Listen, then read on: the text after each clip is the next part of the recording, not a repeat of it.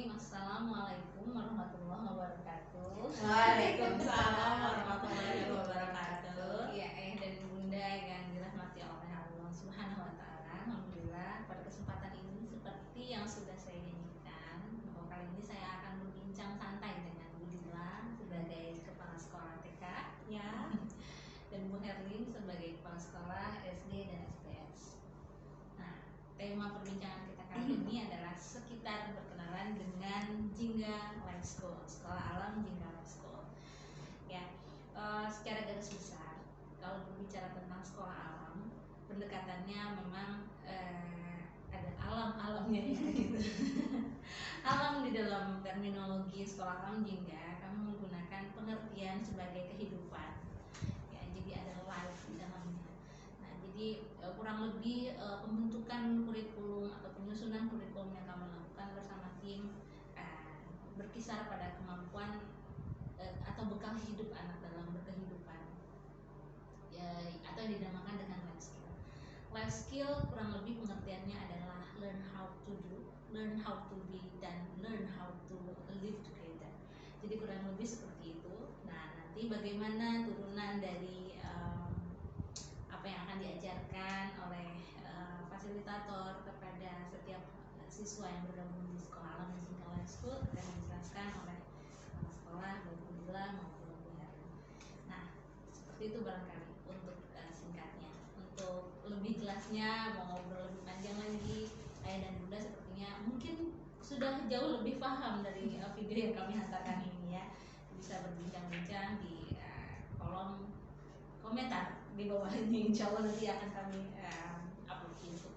Silahkan Bu Dila, barangkali ada yang ingin disampaikan untuk kenalan mengenai apa sih yang dilakukan oleh anak-anak TK di sekolah di TK Alam Jingga. Assalamualaikum warahmatullahi wabarakatuh. Saya Bu Dila, saya diamankan menjadi kepala sekolah TK. Nah, kalau di TK Alam Jingga ini berbeda dengan TK pada umumnya. Kenapa? Karena kita berfokusnya bukan kepada baca dan tulis, tapi memang kita fokusnya lebih ke melatih motorik halus, motorik kasar, bermain-main. Kalau di TK itu bersenang-senang. Jadi memang fasilitator mendampingi siswa untuk kegiatan melatih motorik halus, motorik kasar. Motorik halus itu nanti contohnya seperti menggunakan sendok, bagaimana cara menggunakan sendok, atau mencapit barang, menggunakan sumpit. Kalau untuk motorik kasar nanti kita lebih fokuskan ke outbound. Outboundnya bisa seperti merayap, merangkak, lalu nanti ada kegiatan bersamanya juga seperti fun cooking, science, lalu ada cut dulu. Lalu nanti memang kita fokusnya untuk tumbuh kembang anak ya. Jadi tumbuh kembang anak sesuai dengan usianya. Jadi kalau di TK ini usia pada berapa tahun sih bisa masuk TK? Sebenarnya yang apa Bu Feb? Yang optimal ya. Kalau di TK Jingga itu sebenarnya usia yang pas anak masuk untuk di TK sesuai dengan fitrahnya adalah usia 5 tahun ya Bu Feb ya, usia 5 tahun.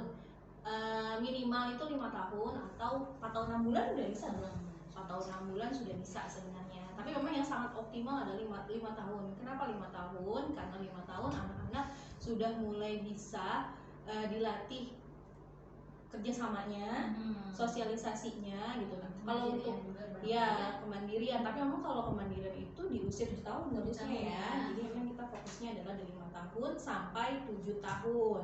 Nah, kalau untuk 6 tahun sendiri masih bisakah masuk TK? Bisa. Jadi nanti itu masuknya adalah TKB. TKA adalah 5 tahun, TKB itu 6 tahun. Nanti bisa masuk SD ketika usia 7 tahun. Jadi pas usia 7 tahun dia bisa masuk SD. Nah, selain itu di TK Alam, karena memang namanya TK Alam ya, otomatis media belajarnya adalah alam, bukan di kelas saja gitu. Jadi memang alam adalah media untuk belajar siswa-siswa TK. Ngapain aja di TK selain kegiatan motorik halus, motorik kasar? Kegiatannya itu bisa di pagi hari itu nanti kita sebelum belajar anak-anak pastinya harus eksplorasi dulu. Eksplorasinya apa? Eksplorasi karena kita menggunakan media belajarnya alam, otomatis banyak sekali yang dieksplorasi. Pagi-pagi mereka melihat keong gitu. Jadi memang keong itu sebenarnya menjadi hal yang unik untuk di TK. Kenapa? Bu, ini kenapa keong ada di sini, Bu, di air? Kenapa tiba-tiba bisa di darat gitu. Jadi memang mereka eksplorasi sendiri. Dari keong nanti bisa menjadi pembelajaran di kelas gitu. Terus setelah eksplorasi alam nanti anak-anak diarahkan untuk berwudu. Berwudunya kalau di SD berwudu itu berbaris, kalau di TK memang kita fokusnya belum berbaris karena memang baris itu adalah hal yang mendisiplinkan anak. Nah, kalau di TK belum bisa disiplin karena kita memang belum fokus ke situ. Jadi memang fokusnya di TK Jingga itu adalah pemenuhan haknya. Untuk merasa senang ya. Jadi memang belum ditekankan tentang kewajibannya. Memang harus dipenuhi dulu haknya. Kalau anak sudah terpenuhi hak-haknya, baru guru bisa menstimulus anaknya. Gitu. Nah, setelah berwudu, lalu nanti anak-anak diarahkan untuk sholat duha. Nanti sholat duhanya bersama-sama. Lalu setelah sholat duha, kegiatannya yaitu berdoa dan pembukaan. Kenapa di sini tidak pembukaan dulu baru sholat? Karena memang anak-anak TK itu sedang dilatih, baru dilatih. Jadi memang yang sudah saya tekankan tadi bahwa anak TK itu belum belajar tentang mendisiplinkan. Jadi memang harus disenangkan dulu hatinya. Gitu. Jadi setelah selesai sholat duha, nanti anak-anak kegiatannya adalah pembukaan bersama fasilitator. Nah, pembukaan ini terdiri dari baca doa bersama, lalu setelah baca doa, anak-anak nanti akan ada kegiatan mendongeng. Mendongeng itu penting karena untuk daya imajinasi mereka, lalu untuk melatih bahasa anak-anak kita pakai dengan cara mendongeng. Nah, setelah mendongeng nanti anak-anak itu mulai timbul pertanyaan, Bu, kenapa sih burung itu bisa terbang? Misalnya seperti itu, karena burung itu ada sayapnya. Burung itu diciptakan oleh Allah untuk terbang. Jadi memang di situ kita mulai menanamkan nilai-nilai tauhidnya tentang Allah, tentang Rasulnya, seperti itu. Jadi dari mendongengnya. Nah, setelah mendongeng nanti kita mulai membuat lingkaran atau yang biasa kita sebut sebagai morning circle. Di situ anak-anak mulai banyak yang bertanya, kita buka seluas-luasnya anak-anak untuk bertanya dan berdiskusi. Nanti saling mereka berkomunikasi dengan teman-temannya. Gitu. Setelah morning circle, lalu snack time. Nah, snack time ini unik. Kenapa snack time ini unik? Karena memang di sini kita arahkan anak-anak untuk memakan cut dulu. Lalu setelah itu snack time. Nah, snack time itu unik karena memang kita tidak memaksakan anak-anak untuk berbagi. Anak-anak TK itu belum dapat berbagi, jadi kita tidak paksakan. Kenapa belum tidak dapat berbagi? Yang pertama tadi kita tekankan bahwa di TK Alam Jingga itu adalah pemenuhan haknya. Berbagi itu tidak bisa untuk siswa umur 5 tahun, itu belum bisa di bawah 7 tahun ya. Jadi memang tidak kita paksakan. Khawatirnya kalau kita paksakan nanti anak-anak itu malah jadi kesal sendiri. Kenapa sih aku harus berbagi? Aku belum mau berbagi. Aku belum suka untuk berbagi kan. Jadi ya sudah. Jadi kalau memang ada teman yang tidak mau berbagi, jangan dimusuhin. Nah, dijelaskan gitu iya, ya. Jangan dimusuhin karena memang coba kamu bayangkan bagaimana kalau tiba-tiba makanan kamu diambil. Kamu kesal tidak? Kesal, Bu. Pasti jawaban mereka seperti itu. Jadi memang kita penuhi dulu haknya gitu. Nah, setelah snack time baru kita masuk ke kegiatan inti. Nah, kegiatan intinya ini yang seperti saya sudah jelaskan adalah bahwa kita melatih motorik halusnya. Motorik halusnya itu tidak harus baca dan tulis, tidak harus selalu memegang pensil. Contoh bisa seperti membuat craft, menggunting. Cara menggunting yang baik dan benar itu bagaimana, yang aman untuk anak itu bagaimana, gunting lurus seperti apa, gunting zigzag itu seperti apa. Nah, ini penting sekali karena memang anak-anak di usia 5 tahun itu memang butuh stimulus seperti itu. Jadi nanti ketika dia masuk SD di usia 7 tahun, dia tidak perlu lagi bantuan teman atau gurunya untuk menggunting sesuatu. Atau mungkin ketika di rumah ayah dan bunda sudah surprise sendiri. bahwa gunting itu sudah bisa dipakai atau digunakan oleh Ananda di usia 7 tahun. Gitu. Nah di sini kita sarankan bahwa menggunakan gunting yang aman juga ya ayah bunda. Jadi guntingnya itu ada gunting yang ada tutupnya, jadi tidak bisa gunting yang serta merta ujungnya lancip gitu. Jadi memang ada tutupnya yang aman untuk siswa gitu. Kayaknya dikat dulu. Selanjutnya yaitu nanti ada BBA. BBA itu bimbingan baca Iqra. Nah, di sini baca Iqra atau baca Al-Qur'annya sini kalau untuk siswa TK memang kami latih tidak ada pemaksaannya atau tidak ada patokan apa sih Bu Feby? Apa sih misal target ya? Tidak ada targetnya gitu. Jadi hari ini kamu harus 1 lembar ya, tidak seperti itu. Jadi memang harus sesuai dengan keinginannya. Jadi sebelum BBA kita tanyakan dulu mau ngaji hari ini, mau ngaji atau tidak gitu. Kalau tidak mau ya sudah, tidak apa-apa, berarti mereka melanjutkan kegiatannya. Tapi kalau memang mau ya sudah, sesuai dengan kemampuan mereka. Bu, aku maunya 2 baris aja. Boleh ya Bu? Ya boleh sekali. Atau aku hari ini maunya 1 baris aja Bu, boleh kok gitu. Malah dengan tidak ada pemaksaan atau target ini, anak-anak lebih senang atau lebih ada keinginan untuk, Bu aku mau hari ini ngajinya selembar ya Bu ya. Oh boleh sekali nak gitu. Tapi itu tadi harus sesuai dengan tartilnya. Kalau mereka belum sesuai dengan tartilnya ya sudah, dilanjutkannya besok lagi gitu. Atau hari ini sudah selesai ya nak gitu. Jadi memang sesuai dengan kemampuan mereka saja. Nah nanti setelah BBA itu ada murojaah bersama. Murojaah bersama ini sama seperti BBA ya, tidak ada targetnya, hafalannya tidak ada targetnya. Misal mau hafalan surah Al-Falaq maunya 1 ayat saja, ya sudah cukup 1 ayat saja. Tapi kalau ternyata memang belum sesuai dengan kemampuan mereka, tidak kami paksakan gitu. Jadi memang kalau di TK ini anak-anak benar-benar diapresiasi sekali ya. Mereka mau mereka mau kita tidak ada targetnya. Jadi kalau mereka maunya 1 ayat ya sudah 1 ayat gitu.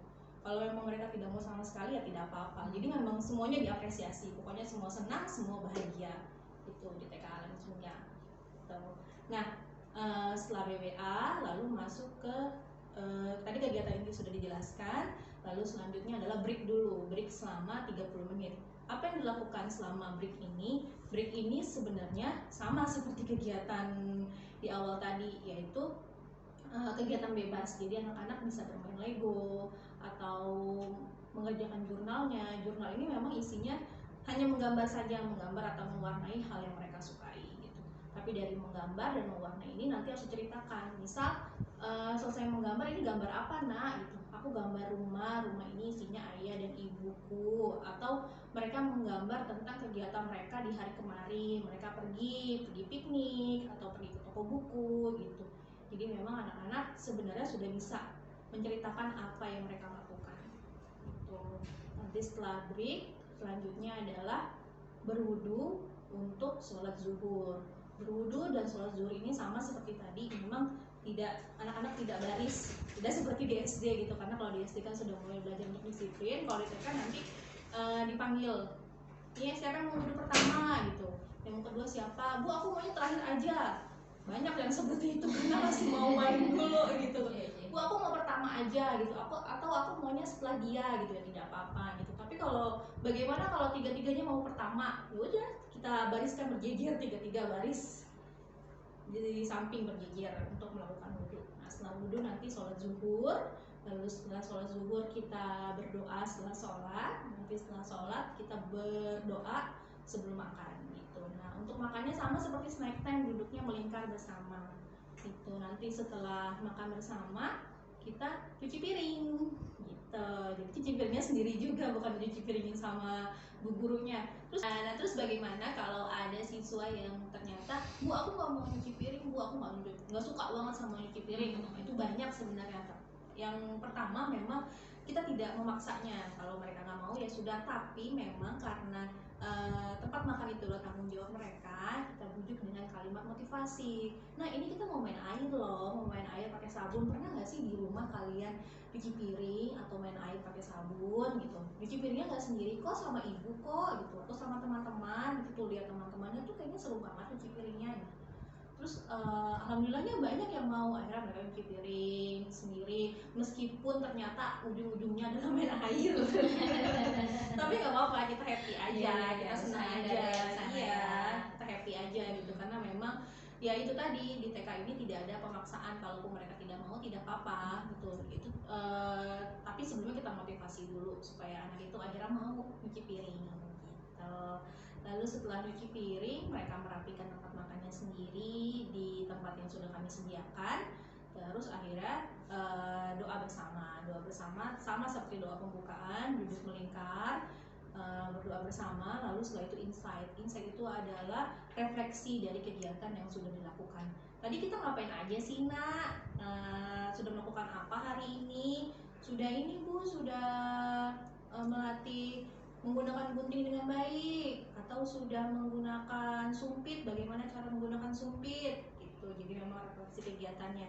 Jadi ayah bunda nanti kalau di rumah yang ditanyakan adalah, nak belajar apa hari ini? Pasti anak-anak gak ada yang mau jawab dong, bingung bu, orang main terus di sekolah. Yang ditanyakan adalah, nak kalian di sekolah ngapain aja sama bu guru atau sama teman gitu. Pasti banyak sekali pertanyaannya, pasti banyak sekali hal-hal yang diceritakan, hal-hal yang serunya, hal-hal yang seru yang menceritakan gitu. Nah setelah insight baru kita penutupan, doa bersama, lalu nanti setelah itu anak-anak merapikan kembali barang-barangnya. Tadi itu merupakan adalah kegiatan harian. Nah selain kegiatan harian, kita juga ada kegiatan makanan. Kegiatan makanan ini biasanya dilakukan di hari Jumat. Hari Jumat merupakan kegiatan bersama. Jadi nanti kita ada 3 kegiatan, yaitu kegiatannya adalah science, jadi percobaan, lalu setelah itu kan cooking. Nah selanjutnya nanti ada art dan creativity atau membuat handmade gitu. Itu dilakukan di rolling setiap pekannya. Nah selain itu ada kegiatan pekanan, kita juga ada kegiatan bulanan. Kegiatan bulannya contohnya adalah outbound, terus trekking. Jadi memang outbound ini dilakukan dalam sebulan sekali. Kenapa ada outbound? Karena memang kita ada kegiatannya untuk melatih kerjasamanya gitu. Jadi biar anak-anak ini gak individu terus, jadi memang dilatih sosialisasinya, dilatih kerjasamanya gitu melalui outbound. Nah ada kegiatan pekanan, terus ada kegiatan bulanan, lalu setelah itu ada kegiatan tahunan. Kegiatan tahunan biasanya kita kerjasama sama SD ya Bu Herlin ya. Contohnya seperti outing itu per semester, nanti dibarengi dengan kakak SD. Outing, terus ada outing bersama kakak SD, ada outing khusus TK aja. Kalau outing khusus TK aja biasanya mengenal Kota Bekasi. Itu dilakukannya 2 bulan sekali. Nah, kenapa di Kota Bekasi lingkupnya? Karena memang anak-anak ini supaya mengenal Kota Bekasi, contohnya ke Taman Kota Bekasi atau ke toko buku terbesar di Bekasi itu di mana sih? Belum tahu kan ada di mana? Nah itu ada di Harapan Indah ya, Gramedia Harapan Indah. Terus kita mengenal alun-alun Kota Bekasi. Di situ ada masjid, ada taman. Jadi memang seputar mengenal Kota Bekasi. Gitu. Nanti selain kegiatan tersebut kita juga ada rapor. Buku ada 2 rapor jadi kalau di TK Alam Jingga ini, rapor narasi per 3 bulan sekali dan rapor buku. Rapor buku ini memang sesuai dengan kurikulum sekolah Alam Jingga. Gitu. Itu saja mungkin cukup. Boleh coba saya simpulkan ya boleh. Jadi seperti yang sudah disampaikan oleh Bu Dila bahwa TK Alam Jingga ini tujuannya adalah pemenuhan hak anak untuk merasa bahagia. Berbicara tentang kognitif, kemandirian, motorik dan sebagainya, TK hanya memfasilitasi dan melatih anak dan pemenuhan ego mereka. Seperti yang sudah kita ketahui bahwa anak umur 3 sampai 5 tahun ya cukup besar lah ya kebutuhan mereka untuk dipenuhi egonya yang dimengerti. Dalam kajian psikologis kita sudah mafhum juga, mungkin ayah dan bunda juga sudah membaca bahwa jika masa tersebut tidak dioptimalkan sebaik mungkin dalam pemenuhan hak, maka ada kemungkinan anak tidak bisa menunjukkan jati dirinya semaksimal mungkin. Jadi dia mengatakan bahwa ini barangku, ini punyaku, ini hakku. Kemampuan dia mempertahankan dirinya juga akan melemah. Jadi kenapa kami katakan bahwa anak usia 3 sampai 5 tahun bahkan di bawah 7 mereka masih belum bisa kita paksakan untuk berbagi, karena memang masa-masa tersebut adalah masa-masa golden age bagi mereka untuk pemenuhan jati dirinya. Jadi dia harus diapresiasi, dia diberikan kesempatan untuk berbahagia semaksimal mungkin. Jadi dalam proses mencuci piring pun seperti yang disampaikan oleh Bu Dila, motivasi yang diberikan adalah yuk kita bersenang-senang gitu. Untuk sholat berjamaah juga seperti itu, walaupun lagi sholat ada yang joget-joget, pasti ada yang sambil nyanyi-nyanyi. nggak boleh dimarahin gitu, karena memang memori yang akan terekam oleh mereka, ingatan-ingatan yang terekam oleh mereka adalah ingatan-ingatan baik tentang berislam, tentang beribadah begitu ya. Jadi walaupun sekolah alam hingga ini tidak menamakan sebagai sekolah Islam, tapi kami mengajarkan sebagai bagian dari berkehidupan seorang muslim di dalam sekolah alam hingga life school ini. Gitu. Itu tadi kurang lebih ya ayah bunda mengenai apa yang dilakukan oleh siswa-siswa TK sekolah alam hingga bersama dengan guru-gurunya. Menarik sepertinya, kalau hanya mendengar cerita mungkin kurang terbayang, tapi mungkin dari media sosial bisa yang bunda lihat bagaimana aktivitas teman-teman TK gitu kan ya, atau datang sendiri nanti suatu saat ketika sedang pembelajaran atau ketika open house gitu, atau ingin ngobrol lebih jauh bersama dengan kami, dipersilakan. Oke, pada sesi kedua kali ini kita akan persilahkan Bu Herlin untuk menceritakan apa sih yang dilakukan oleh siswa SD, siswa SBS atau SMP SMA ya, kami menamakannya dengan SBS. Bisa dijelaskan ya sama Bu Herlin. Oh ya, tadi mengenai snack time dan makan siangnya itu sudah disediakan ayah bunda oleh pihak sekolah. Iya, jadi nggak usah khawatir, itu alhamdulillah sudah termasuk makanan yang halal, bersih, sehat, toyib gitu kan. Jadi anak-anak yang tidak terbiasa makan sayur, tidak kenal dengan buah-buahan, artinya bukan tidak dikenalkan ya, memang ada beberapa anak yang picky eater ya. Jadi milih gitu makannya, maunya nugget aja kayak anak saya sih. Saya berharap sih sama ayam aja itu atau dia. itu Dia.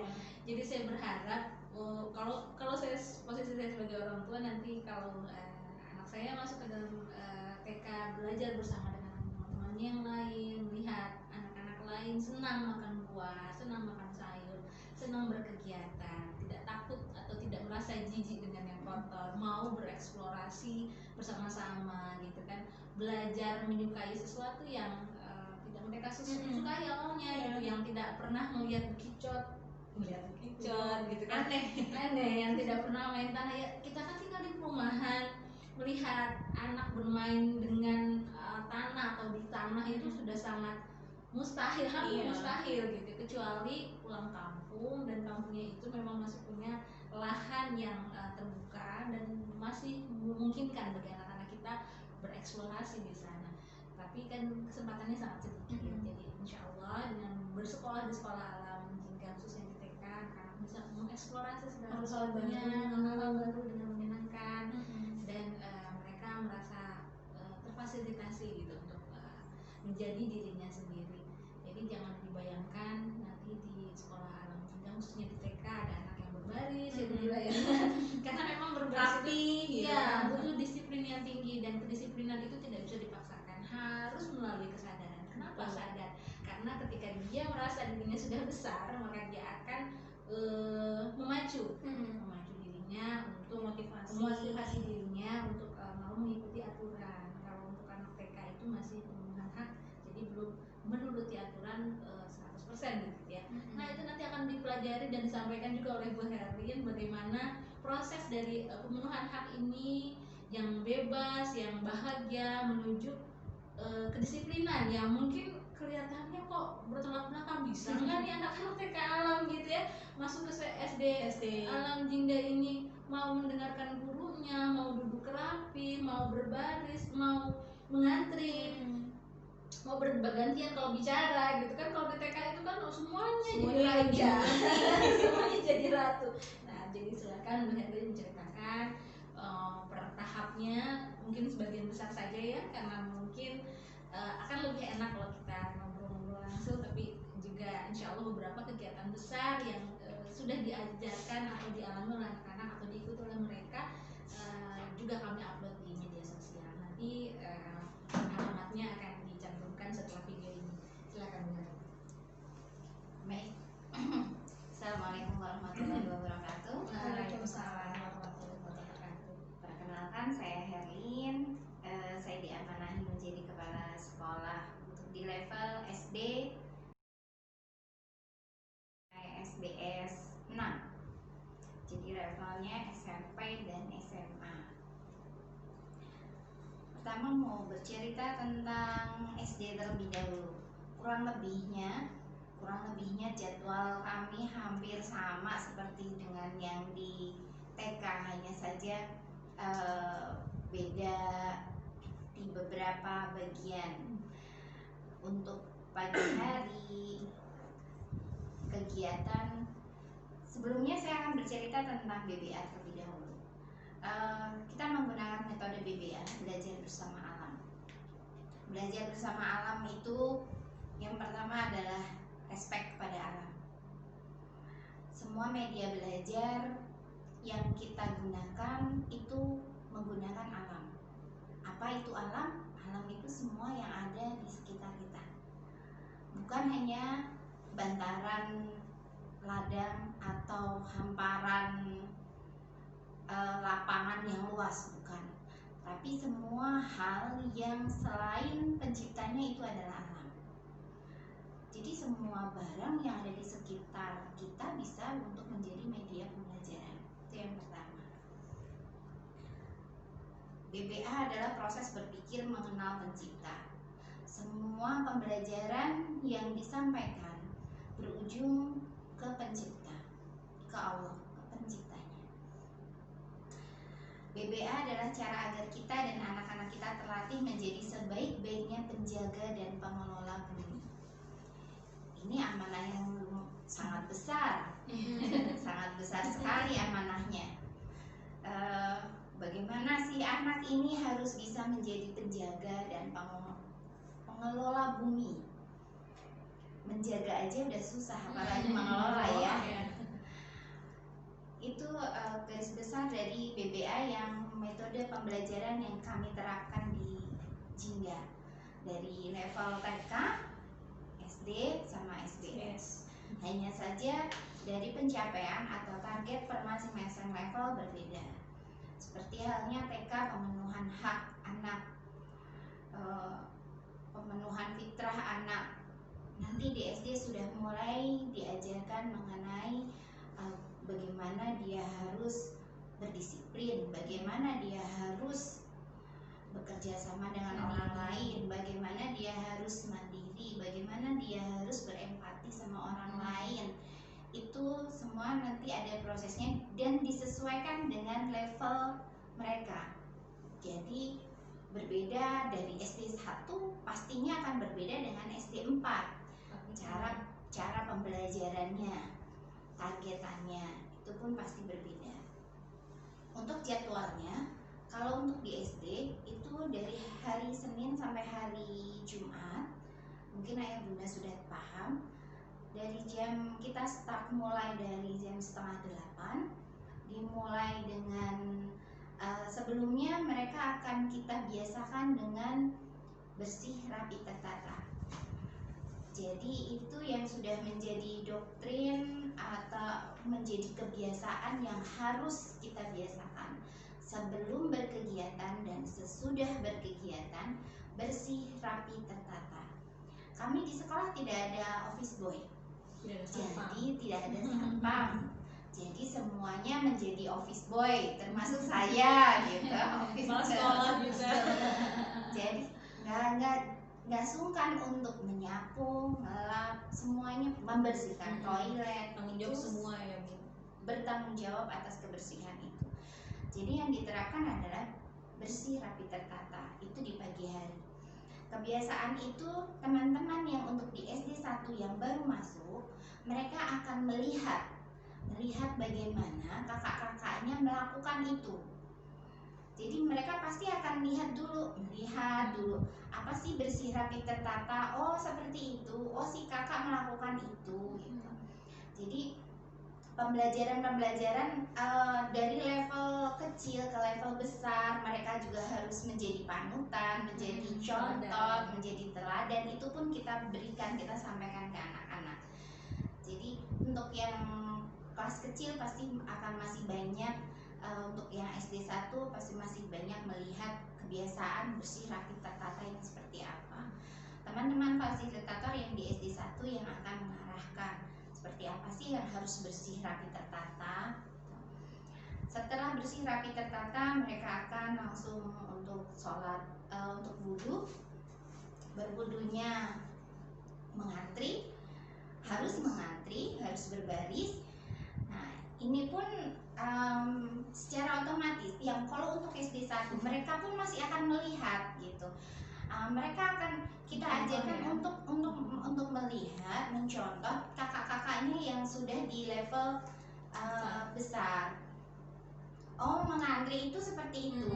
Karena mereka yang sudah besar, mereka punya aturan bagaimana mereka mengantri. Bukan kita yang cara mengatur, tapi mereka sendiri yang punya aturan. Contohnya, nggak boleh lewat dari garis ini ya Bu. Semua yang tidak sesuai sama aturan yang sudah mereka tetapkan sendiri pasti akan ditegur, dan mereka nggak akan sungkan untuk menegur. Bahkan gurunya dikomplain ya, Siapapun itu. Jadi itu secara otomatis pembiasaan seperti itu secara otomatis termindset sama mereka bahwa kalau mau harus mengantri itu seperti apa sih gitu. Itu pembelajaran di disiplinnya. Mengantri itu harus seperti apa, harus berjaraknya bagaimana, harus di manakah mereka harus berdiri terus baru masuk. Oh kalau yang di sebelah sana udah kosong baru masuk ke sana. Itu pembiasaan seperti itu. Untuk level SD 1 pun pasti dia baru memperhatikan, melihat fasilitator nanti yang akan mengarahkan. Setelah wudhu, sholat duha. Untuk level yang kecil, level SD 1, SD 2, dan SD 3, memang sholat duhanya masih berjamaah karena untuk membiasakan bacaan sholatnya. Diharapkan ya Bu ya? Ya, dikencangkan, bacaannya dikencangkan supaya untuk membiasakan, untuk menghafal, untuk melatih bacaan sholatnya. Kemudian setelah sholat duha, nanti akan ada morning circle. Biasanya mereka morning circle terlebih dahulu, duduk. Apa fungsinya morning circle di pagi hari? Anak-anak tuh biasanya kalau datang ke sekolah, mereka membawa perasaan yang ada di rumah.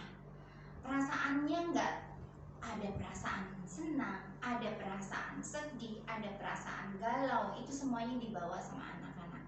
Saat morning circle, fasilitator akan berbagi cerita. Setelah itu mereka yang harus berbagi cerita, menceritakan ada apa sih dengan kamu. Kepekaan fasilitator di situ sangat dibutuhkan sekali, melihat kondisi masing-masing anak. Saat anaknya terlihat murung, saat anaknya terlihat excited, bergembira, dia juga butuh untuk menyalurkan, untuk bercerita, aku sedang gembira seperti apa. Itu diselesaikan di morning circle. Jadi segala macam perasaan yang dia bawa dari rumah itu harus diselesaikan di saat morning circle. Untuk apa? Untuk clear, untuk semuanya udah selesai, enak mereka, sehingga mengikuti kegiatan belajar mengajar selanjutnya pun sudah dengan perasaan udah lega, udah plong. Jadi akan sangat memudahkan untuk kita mengarahkan atau menginstruksikan saat KBM tersebut. Setelah itu ada BBA, belajar bersama, BBQ, belajar baca Quran, disesuaikan dengan tingkat kemampuan masing-masing. Ada target tapi tidak menjadi patokan. Jadi anak masing-masing level punya target untuk hafalan, tapi tidak dipaksa untuk memenuhi target tersebut. Karena kami sangat menghargai sekali dengan apa itu kemampuan dan bakat masing-masing. Jika memang anak itu ternyata punya bakat menghafalnya sangat bagus, pasti dia akan melampaui dari target itu, pasti itu. Tapi jika memang kemampuan mereka atau bakat mereka tidak ada tidak di menghafal, orang dia bakatnya menggambar atau menggambar, dia sukanya ada di situ, jadi tidak bisa kita paksakan untuk ke situ. Tapi tetap diajarkan untuk itu, untuk tetap menghafal. Jadi masing-masing level punya standar, punya targetan pencapaian masing-masing, pencapaian mungkin lebih tepatnya, pencapaian masing-masing. Setelah BBQ istirahat 30 menit. Istirahat 30 menit, mereka juga biasanya, karena kami menutup lokasi sekolah, sehingga kami sediakan ada kantin tersebut yang mengelola adalah teman-teman SBS. Kantin itu kita open untuk konsinyasi, untuk titipan orang tua dan fasilitator yang akan menitipkan barang dagangannya yang dikelola teman-teman SBS, dengan kategori dan ketentuan bahwa makanan tersebut halal dan toyib, pokoknya harus memenuhi standar yang sudah ditentukan. Minim sampah, homemade ya Bu ya. Homemade, minim sampah, itu sudah disediakan. Anak-anak bisa jajan di situ, dan ada kafe yang dikelola teman-teman SBS juga.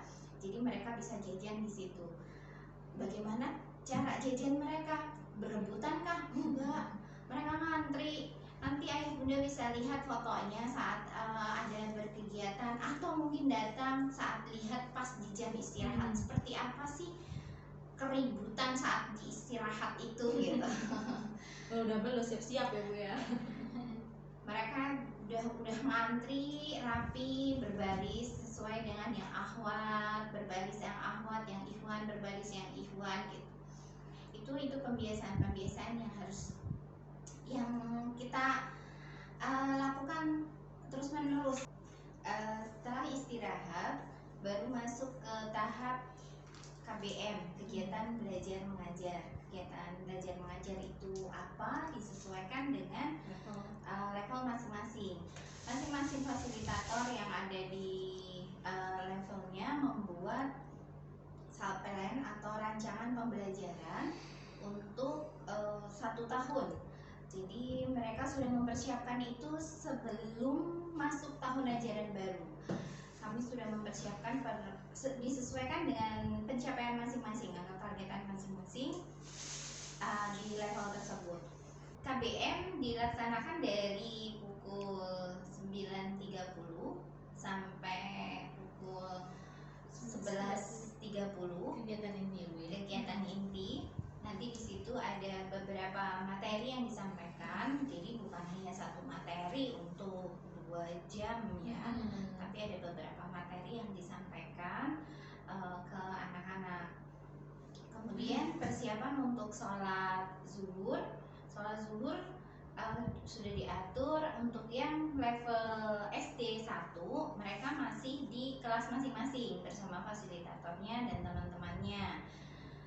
Untuk yang SD 2, SD 3 dan SD 4 sebagian itu ada di aula. Yang untuk yang level besar dari SD 4 yang sebagian juga, jadi mereka berputar rolling.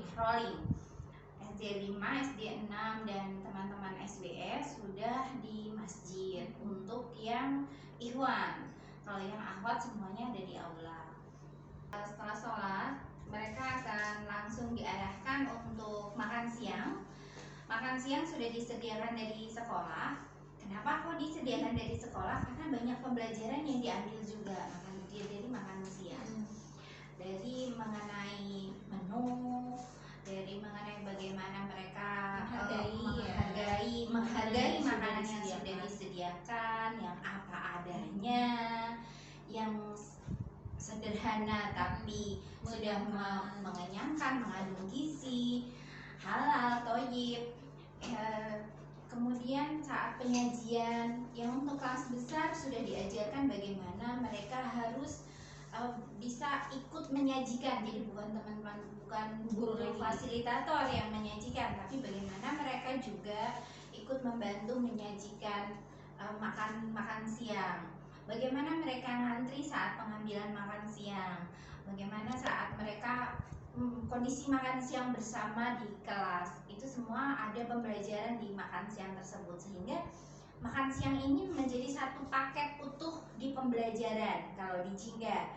Jadi bukan terpisah-pisah, tapi menjadi satu kesatuan utuh untuk pembelajaran juga. Setelah makan siang, anak-anak akan masuk ke kelas kembali untuk insight. Seperti yang tadi sudah dijelaskan Bu Dila, apa itu insight? Insight itu mengulang kembali kegiatan apa yang sudah dilakukan, dan biasanya akan ditanyakan bagaimana perasaan kamu terhadap kegiatan itu. Gitu. Apa yang sudah kamu dapatkan hari ini, itu di insight. Jadi kita kunci, kita closing dengan itu. Insight 1:30 anak-anak sudah pulang. Itu untuk kegiatan di SD. Kegiatan SD 1 sampai SD 6 semuanya hampir sama, itu kegiatan hariannya. Kemudian ada kegiatan per semester, ada outing. Yang wajib mereka ikut juga adalah camp. Jadi udah ada camp dari TK, sudah ada camp meskipun mereka tidak menginap. Kalau dari SD 1 mereka sudah ada camp juga tanpa didampingin ayah bunda, tapi mereka menginapnya ada di sekolah. Jadi kami memfasilitasi camp ada di sekolah untuk SD 1 dan SD 2. Sedangkan kalau SD 3 kemana? Kita sudah ajakin mereka untuk melihat ciptaan Allah ke gunung. Biasanya kita masih kemarin kita bekerja sama dengan pengelola yang ada di Gunung Bunder. Jadi kami sudah terbiasa untuk menggunakan area di Gunung Bunder. Itu untuk SD 3. Transportasinya sudah nanti disiapkan, biasanya kita menggunakan tronton. Kalau di SD 3 dan SD 4 masih menggunakan fasilitas yang disiapkan oleh fasilitator. Sedangkan untuk SD besar dari mulai SD 5 sampai SBS mereka harus sudah menggunakan transportasi umum. Jadi perjalanan dari sekolah sampai ke Gunung Bunder mereka menggunakan transportasi umum pribadi. Nanti akan didampingi oleh fasilitator dan didampingin oleh teman-teman biasanya dari level yang sudah besar atau yang SBS. Jadi memang ini salah satu pembelajaran untuk membentuk kepemimpinan.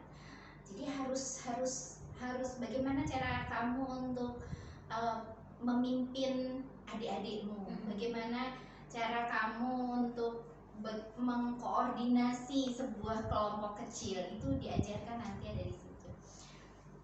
Itu kegiatan untuk camp 1 tahun hanya 1 kali. Untuk outing setiap 1 semester, jadi 1 tahun itu 2 kali outing. Itu kegiatan tahunan sama kegiatan harian, kegiatan 1 semester sama kegiatan tahunan. Untuk kegiatan pekanan setiap hari Jumat, seperti tadi di TK, setiap hari Jumat itu tidak ada kegiatan KBM, belajar mengajar bersama di kelas, tapi ada kegiatan bersama. Kita menyebutnya kegiatan bersama. Kegiatan bersama itu apa aja? Bisa cooking, bisa science, art, kemudian bisa bertanam. Jadi gardening. Nanti biasanya kami kelompokkan anak-anak itu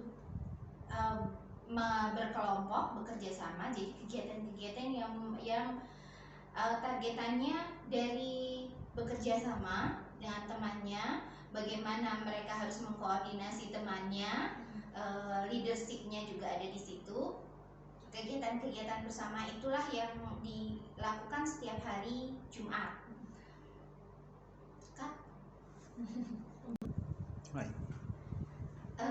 Kegiatan KBM itu bukan hanya sekedar dilakukan di dalam kelas, tapi juga bisa dilakukan di luar kelas, seperti trekking, fasilitator ngajak trekking, mengerjakan worksheet di luar kelas, itu juga biasa dilakukan. Kemudian ada magang dan live in, itu kita sudah mulai kenalkan dari SD 5. Mereka sudah harus ada magang dan live in. Untuk rangkaian kegiatan di SD sekiranya itu nanti ayah bunda bisa pelajarin lebih lengkapnya di buku panduan guidebook yang akan dibagikan. Nanti bisa silahkan dibaca terkait dengan tata tertib aturan yang ada di sekolah alam jingga, semuanya sudah tercantum, peralatan perlengkapan semuanya sudah tercantum di buku ini. Kemudian saya akan bercerita tentang SBS. SBS suluk bisnis sosial. Suluk bisnis sosial. Menggunakan nama suluk bisnis sosial. Apa itu suluk? Arti suluk. Kita ngambil suluk itu berarti menempuh jalan spiritual menuju Allah. Sehingga kita mengambil nama suluk. Bisnis pasti sudah paham bagaimana bisnis tersebut. Entrepreneurship kita ajarkan untuk anak-anak ke arah entrepreneurship. Dan sosial, bagaimana dia harus menjadi makhluk sosial, karena manusia memang sebagai makhluk sosial tidak bisa hidup sendirian, dia butuh sosial, butuh lingkungan sekitarnya. Itu untuk SBS. SBS dari level 1 sampai level 3 itu setara dengan SMP.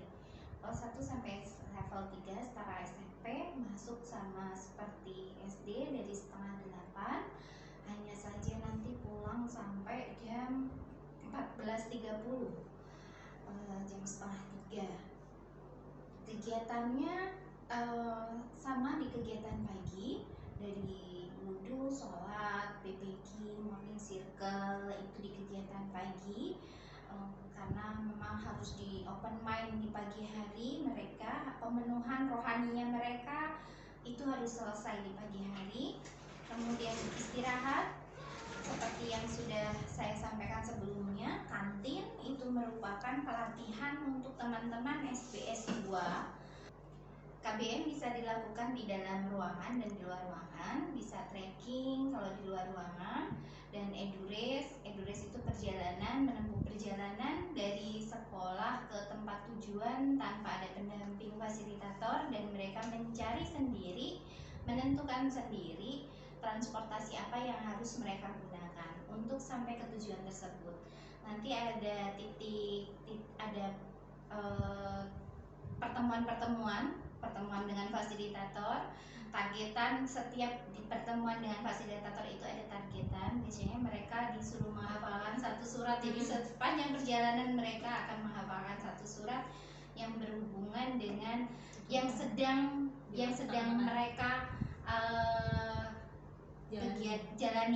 kegiatan yang sedang mereka jalani. Jadi surat-surat yang berhubungan, surat-surat Al-Quran yang berhubungan dengan materi pembelajaran yang sedang mereka lakukan saat itu. Itu untuk edures.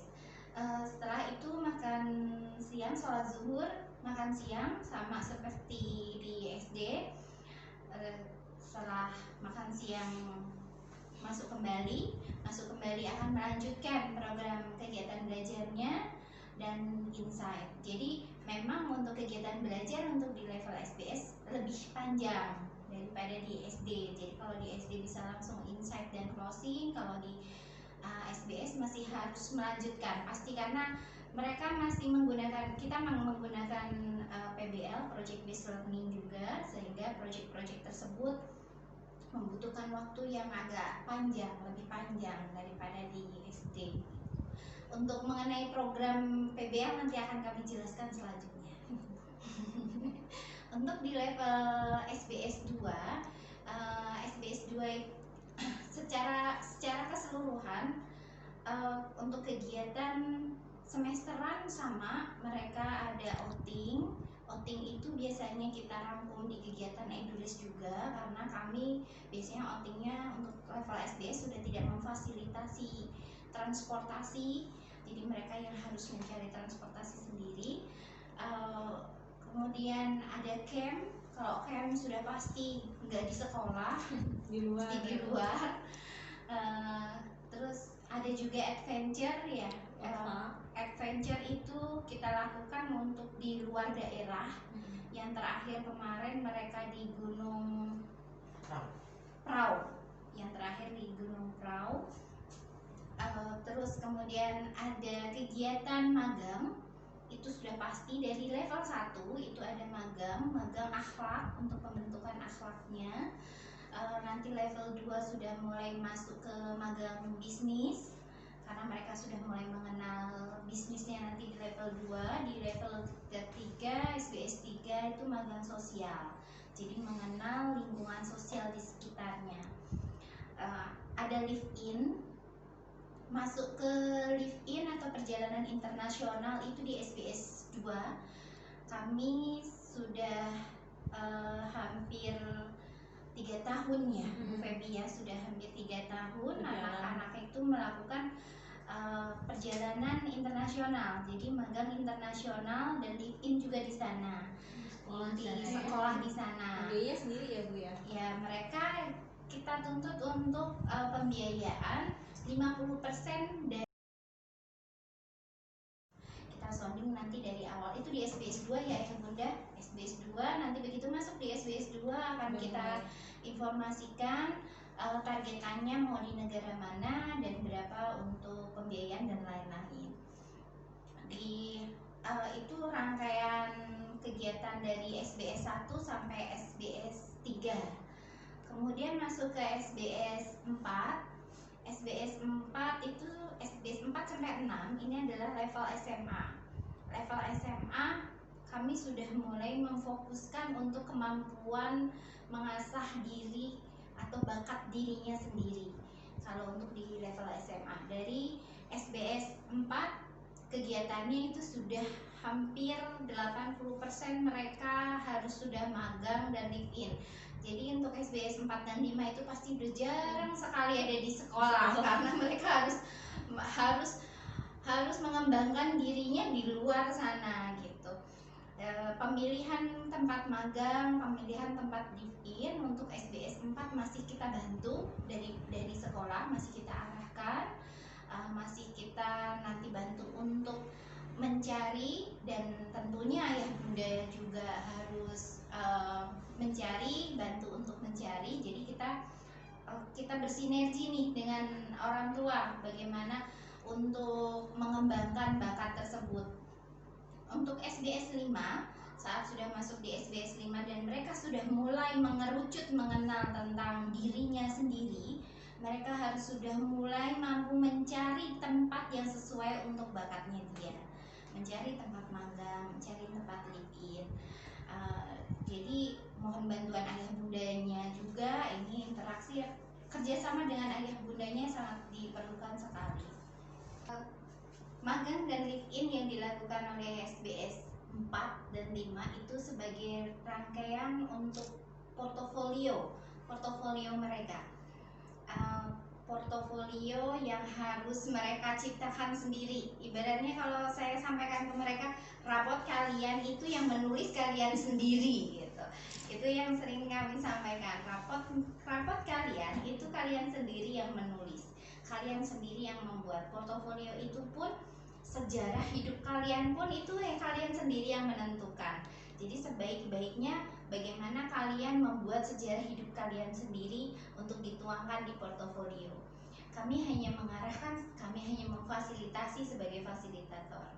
Jadi memang butuh banyak dukungan dan support dari ayah bunda untuk hal ini, dari terkait dengan tempat magang, bakat anak, mungkin yang terlihat di sekolah berbeda dengan yang terlihat saat di rumah.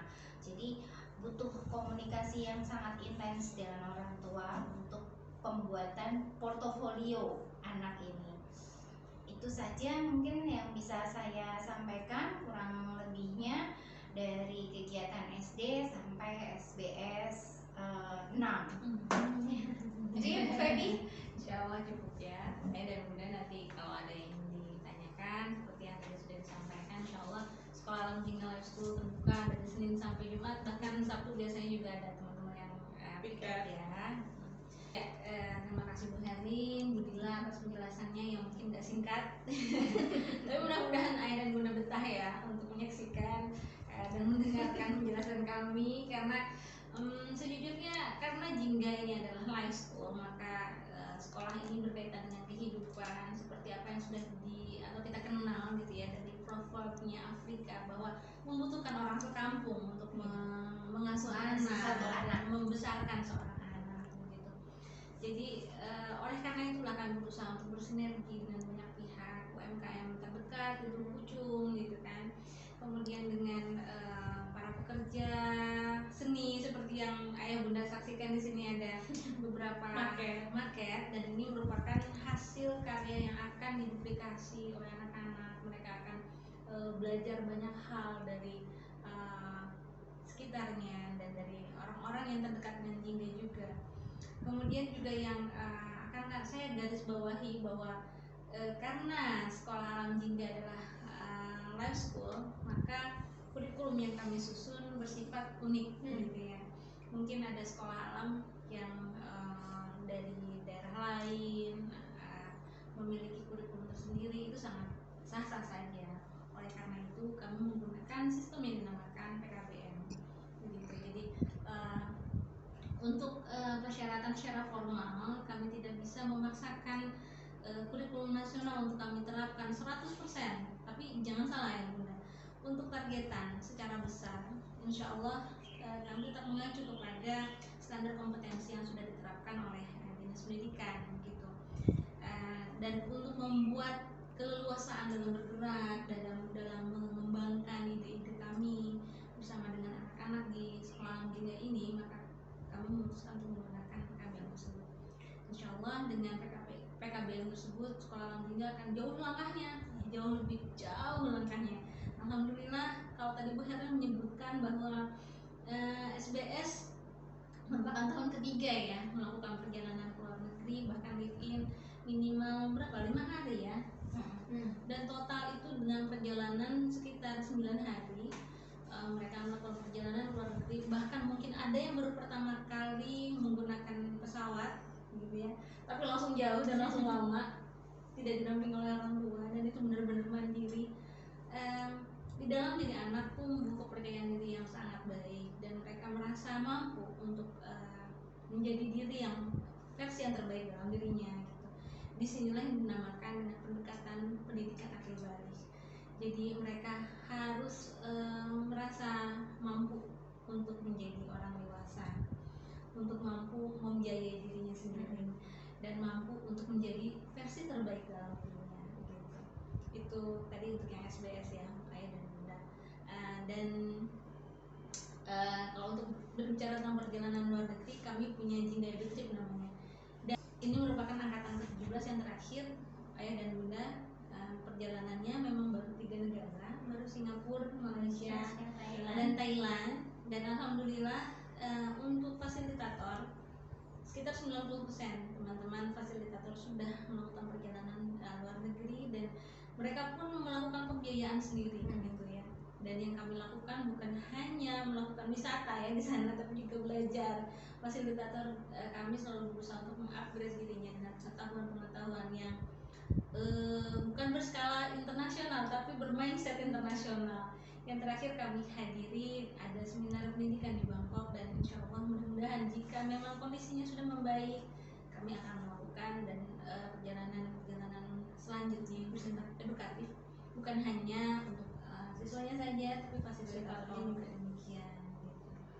Ya, menarik sekali ya Bunda kalau bicara tentang hubungan bagaimana Jingga menjalin hubungan dengan masyarakat dan lembaga-lembaga terdekat secara regional maupun dekat secara psikis gitu ya.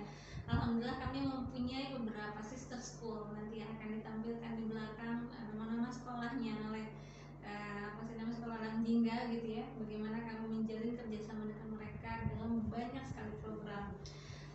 Ada di Bandung, kemudian di beberapa negara juga kami sudah ada sister school gitu.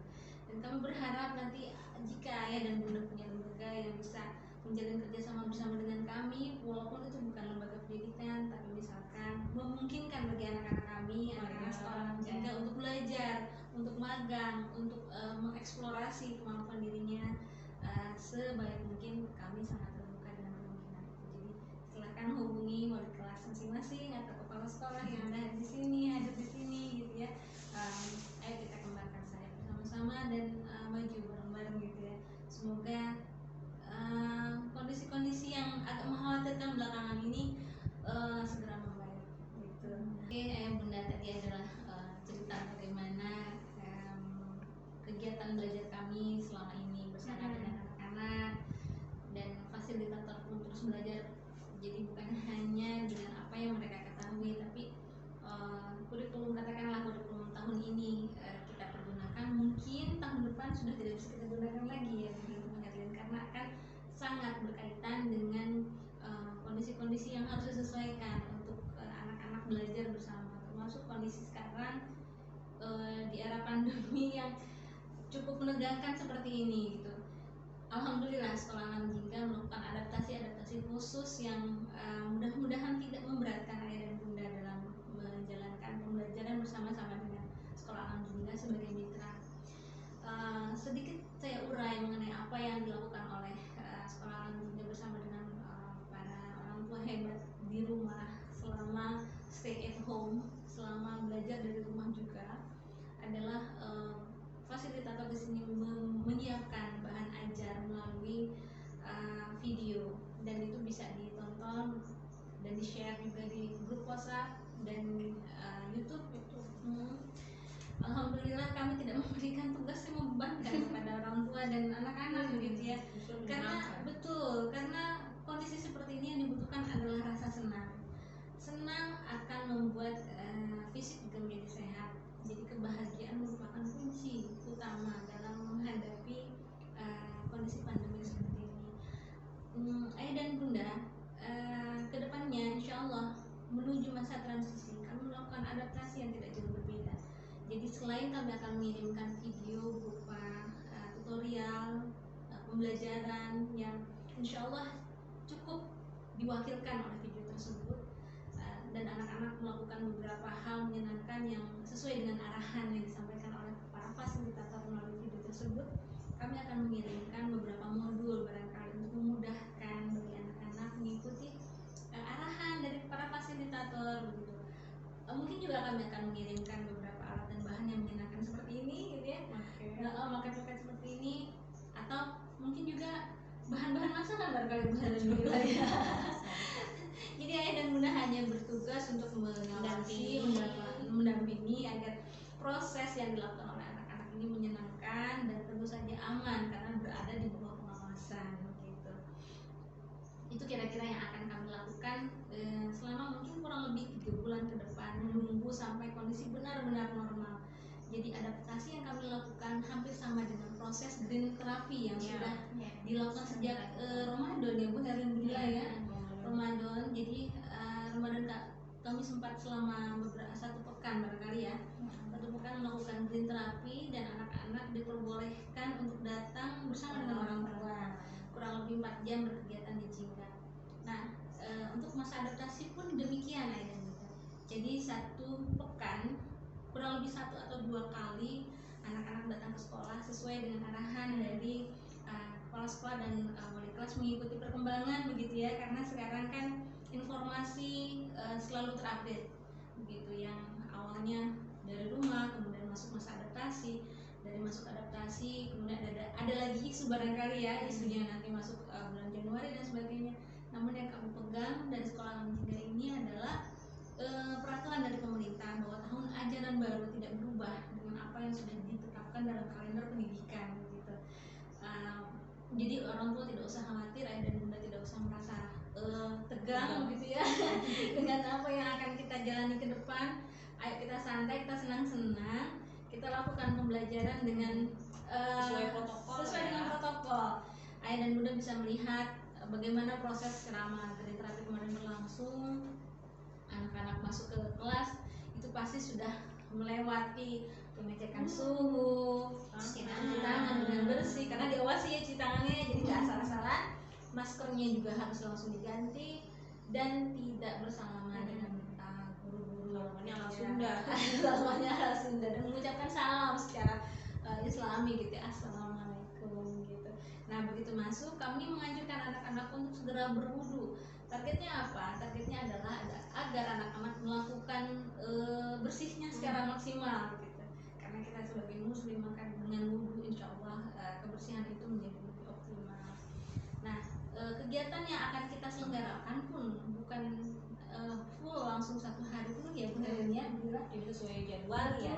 Iya, jadi nanti kurang lebih ada 4 atau 4,5 jam atau mungkin ya nanti disesuaikan apakah adaptasinya nanti semakin lama atau semakin berkurang waktunya, kita akan mengikuti peraturan yang sudah ditetapkan oleh pemerintah. Nah tapi pasti ada orang tua yang ingin menunda ya, barangkali ya Bu Erlin bilang untuk hadir ke sekolah.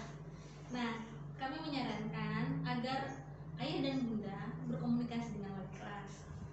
Apabila misalkan dalam 1 bulan ke depan anak-anak belum diizinkan untuk hadir ke sekolah untuk memulai tahun ajaran baru, kami persilahkan, jangan khawatir. Seperti yang diketahui, sekolah alam jingga tidak memberikan beban kurikulum yang berat kepada anak-anak. Jadi targetan kognitif itu akan di-reduce dalam bentuk kegiatan-kegiatan berprojek dengan menyenangkan, dan insya Allah kami tidak akan memberatkan prosesnya. Semua alat dan bahan akan kami siapkan, anak-anak bunda bersenang-senang, ayah bunda hanya mengawasi. Insya Allah tidak ada PR-PR yang memberatkan gitu ya. Ya sepertinya itu saja, terima kasih. Setelah ini nanti akan ada beberapa pesan-pesan singkat dari Sekolah Alam Jingga mengenai apa yang perlu di-highlight gitu ya, untuk perbincangan kita kali ini. Dan silakan bergabung dengan kami untuk mendapatkan informasi yang terupdate di Sekolah Alam Jingga ini.